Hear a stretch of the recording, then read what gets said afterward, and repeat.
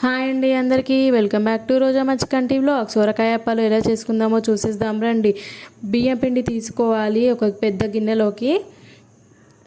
సన్నగా లేత సొరకాయ ఉంటుందిగా అది తురిమి పెట్టుకోవాలి. నానబెట్టిన శనగపప్పు, పల్లీలు, కొత్తిమీర, కరివేపాకు, నువ్వులు, జీలకర్ర, పచ్చిమిర్చి పేస్ట్, తగినంత సాల్ట్ వేసుకొని ఆ సొరకాయలో వాటర్ ఉంటుంది కదా అదే మంచిగా కలుపుకోవాలన్నమాట. వాటర్ అవసరం పడితేనే కలుపుకోవాలి, లేకపోతే అవసరం ఉండదండి. చూడండి నాకైతే లైట్గా అవసరం పడింది, నేను అందుకే వాటర్ అనేది కలిపాను. సొరకాయలో వాటర్ ఉంటుంది కదా అది కూడా పీల్చేస్తుంది పిండికి. లైట్గా వాటర్ అద్దుకున్నాను నేను అంతే.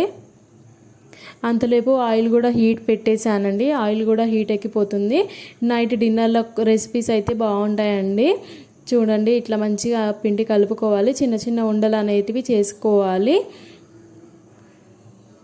ఇవి చిన్న చిన్న బాల్స్లా చేసేసుకోవాలి. మంచి సన్నగా చేసుకోవాలి, బాగా వస్తాయి. మన గోల్డ్ రబ్ ఫ్రీడమ్ కవర్స్ ఉంటాయి కదా అదే తీసుకున్నాను. దానికి మంచిగా ఆయిల్ రాసి సన్నగా ఒత్తుకోవాలన్నమాట.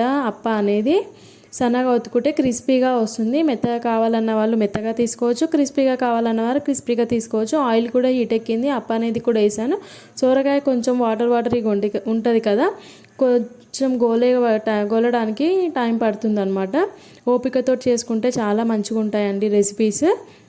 డిన్నర్ రెసిపీస్, టిఫిన్ రెసిపీస్ ఎక్కడికైనా వెళ్ళినప్పుడు తీసుకెళ్ళడానికి కూడా బాగుంటుంది. దీనికి ఆవకాయ తీసుకుంటే, పెరుగు తీసుకుంటే చాలా టేస్టీగా ఉంటుంది. ఇంకొక అప్ప కూడా వేసేసానండి, రెడీ అయిపోతే ఫాస్ట్గానే ఉంటుందండి. మీడియం ఫ్లేమ్లో పెట్టుకోవాలి, హైగా పెట్టుకోవద్దు, స్లోగా పెట్టుకోవద్దు. మీడియం ఫ్లేమ్లో ఉండి గోలించుకోవాలి. చాలా టేస్టీగా ఉంటాయండి. మీరు కూడా ట్రై చేసి కామెంట్ బాక్స్లో చెప్పండి ఎలా ఉంటుందో.